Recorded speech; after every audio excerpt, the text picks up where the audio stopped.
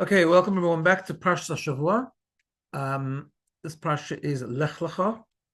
It's a very important and beautiful Parsha. It's when we get introduced in a more detailed way to Abraham Avinu. Now, just to mention, I think we mentioned this before, but just to set the scene, Abraham Avinu is born towards the end of last week's Parsha, but we only have a very few psukim describing the birth and marriage of Abraham in last week's Parsha, although those few verses cover the first 75 years of his life. And then a new Parsha begins with Avraham Avinu and Hashem commanding Avraham Avinu to uproot himself from his family and so on, and to go to Eretz Yisrael, to the land of Israel. And of course, the Mefarshim point out that there's a huge difference between Avraham Avinu in last week's Parsha, the first 75 years, and this week's Parsha. This week's Parsha, we always call Avraham Avinu the first Jew, but he really became the first Jew with a special Jewish neshama that we have inherited from him and so on. In this week's Parsha, when Hashem reveals himself to him and actually gives him a mitzvah and creates that intrinsic connection with him and a commandment, from that moment on, really starts the history of Am Yisrael.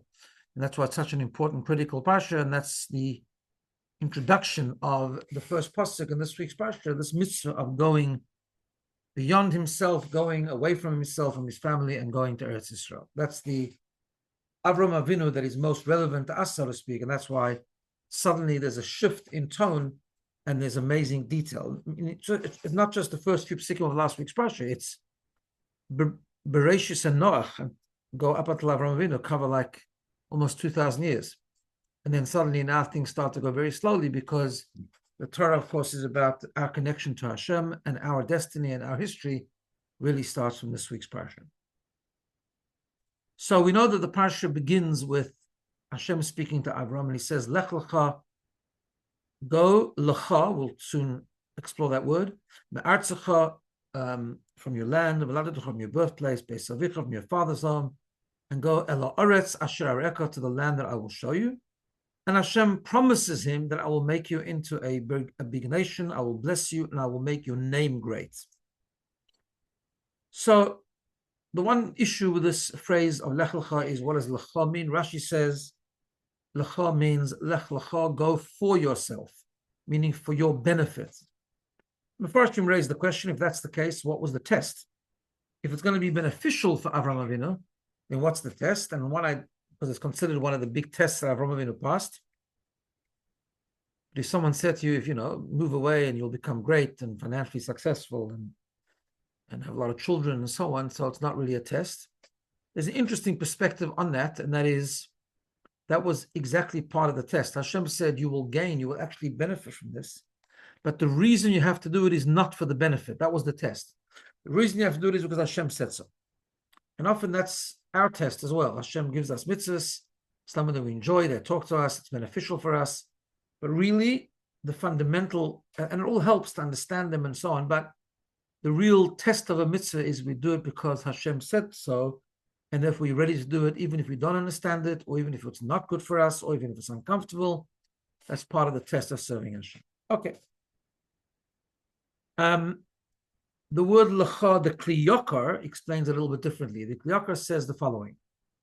He says, in general, Hashem told him it was more about a journey, a spiritual journey that he had to take. And Hashem said to him, in order to take that journey, you need to distance yourself from three things. Now, it's interesting, we know that the Pasuk says it seemingly in the wrong order. It says, go away from your country, from your birthplace, and from your father's home. Truth is that if a person leaves his father's home, he first goes away from his father's home, then his birthplace, and then his country. But the Kli Yakar explains that actually, no, what the Torah is saying is it's talking in order of difficulty. The easiest thing for a person when they move is the fact that he's going away from the country. A person is not that dependent on his or her country in general, doesn't get that much from his country necessarily. Yeah, he might be comfortable in that particular country, but it's not a huge deal. More importantly is his city, his birthplace. That's harder to say goodbye to, because it's people you know, people you're familiar, people that help you, people that are sort of your support group in a very broad way. Says the Kli Yakar, that's harder to go away. That's harder to say goodbye from, but Hashem is telling Avraham Avinu, you need to say goodbye to that in order to grow, in order to embark on that spiritual journey. The hardest, of course, is your family home. That's your rock solid support. That's who you are. That's who you're dependent on. And yet Avraham Avinu had to say goodbye to that as well. And he says, and then there's a fourth thing, and that's more positive. In other words, it's Lech Lecha. Lech Lecha means go to yourself, discover your intrinsic neshama. Not in the context like they talk about today, your authentic, egocentric self. You're talking about discover something about you didn't know. Discover your inner soul, your inner neshama. Discover your infinity, your godliness within you. But in order to do that, you have to say goodbye to the things you're attached to that have not allowed you to discover God, that have not facilitated the discovery of your connection with Hashem. And that's also part of what I said before, that from Lech Lecha, Avraham Avinu becomes the first Jew. That's the connection to Hashem, which is accomplished through discovering his own neshama. Lech Lecha, go deep within yourself. That's what Lech Lecha means. But in order to do that, Hashem is saying, Hashem says to Avraham, Lech Lecha, go to you, go discover yourself. But here's what you have to do. These three things you have to say goodbye and disconnect from, and then you'll be able to facilitate the journey of going deep within yourself, the Lech Lecha. So that's a little bit of a synopsis. Now, I want to share with you something, and I've shared this book before, the Sefer before, share with you something that comes from the Sorei Alofim, and he gives an interesting interpretation on the three brachas that Hashem gave Avraham Avinu. So Hashem told him, if you go, I will make you into a great nation, I will bless you, and I will make your name great. Rashi says that the derech, the journey, when a person travels, it could affect three things negatively.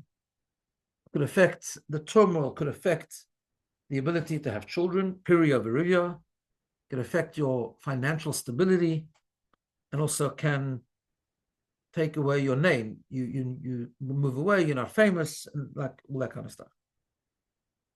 Therefore, Hashem said to him, don't worry, go, it'll be for your benefit. In fact, on the contrary, I'll make you a great nation. In other words, you'll have children. I will bless you with money, and I'll make you a vagad lo shmecha. I will make your name great. You will not lose your reputation. And he poses the question. He said, "That's on a physical level. Well, what's the depth of this idea? What does it actually mean?" And he gives a whole perspective on what this actually means, and it's got to do not just with Avraham Avinu's journey, but it's got to do with our journey. Because we have a principle, the Ramban brings it, others bring it. Maaseh Avos Siman Lebanim. Whatever happened to our forefathers happens to us, or happens to us in Jewish history, or happens to us individually. And he says the following. Hashem tells Avraham Avinu that there's going to be a derech. You're going to journey, you're going to travel. And there are three things that could be affected. Through revul, multiplying, finance, and your name. But don't worry, because they're all going to be completely fine. And he explains it in the following way. He says, often a person in life, we go through what's called a derech, which means we go through a weakened spot where we suddenly not where we are. We're not stable, we're not consistent. We suffer sort of a yerida, a descent. We become vulnerable, we become weak, we become we don't know who we are, we become unsuccessful, and we go through a patch. And that patch is there for a reason. Often it presents itself as something which is a challenge and a difficulty, an unexpected challenge, but it's a patch. But the patch has a kavanah, an intention. The patch is there in order to bring a greater strength, what we call Yerida Soirech Aliyah. And that patch is like a journey. It's called a derech. He says that's a derech. And that's what Rashi means. The derech that a person takes can affect three things. Because the Gemara tells us in Yerushalmi, Kol hadrochim becheskes sakana. When a person is regular in a routine and doing well and serving Hashem, everything is fine. But as soon as there's a derech, there's a deviation, you've deviated from the normal path, and you're on some sort of journey, unexpected journey, that is dangerous. What's the danger? What's the spiritual danger? So he explains 3 things could happen, which are symbolized by the 3 things that Rashi tells us. First thing that can be affected is Pirio Virivio. Pirio Virivio means multiplying, which means like this. So a person who normally serves Hashem when things are going well, there's a desire to keep on improving, to do better, add another mitzvah, do another kindness to someone else. And the more we add and the more we do, the more we feel good, the more we have what's called sipuk hanefesh. We kind of get that satisfaction, that inner spiritual satisfaction of living a life with meaning and purpose by keeping on adding goodness and good things and mitzvahs and kindness to others.